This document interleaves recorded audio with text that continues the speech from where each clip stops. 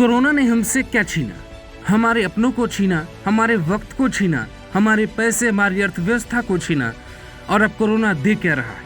Corona के बाद न्यायालय के भीतर अलग अलग तरीके के केस आ रहे। कभी सास और ससुर से संबंधित केस, तो कभी पति पत्नी में लड़ाई।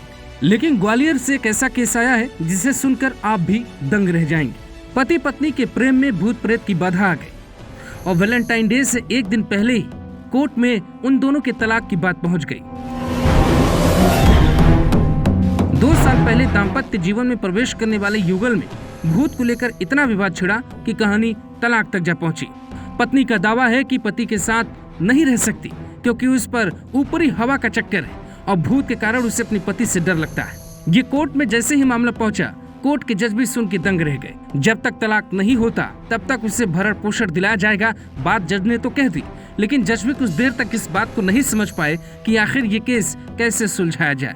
हालांकि ये पहला और आखिरी मामला नहीं है। कुछ इसी तरह का एक मामला और है जिसमें एक पुरुष ने अपनी पत्नी पर अपनी मां को पीटने का आरोप लगाया है। पत्नी का दावा है कि वो अपनी सास को नहीं पीटती है बल्कि उसके अंदर भूत आ जाता है जो सास को पीट जाता है। इन दोनों की शादी तकरीबन 5 साल पहले हुई थी, लेकिन एक दूसरे से तलाक लेना चाहते हैं। तलाक लेने की वजह इतनी हैरान कर देने वाली है कि जो भी सुनता है उस पर जरूर रुक के बात करता है।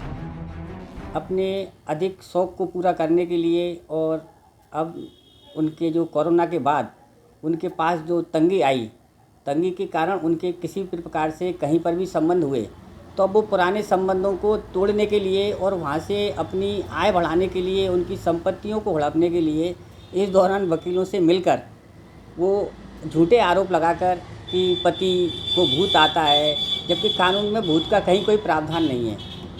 हालात यहाँ तक है कि परामर्श केंद्र में मामले को सुलझाने में हर कोई असफल रहा। इसके बाद ये मामले कुटुंब न्यायालय में भेजे गए।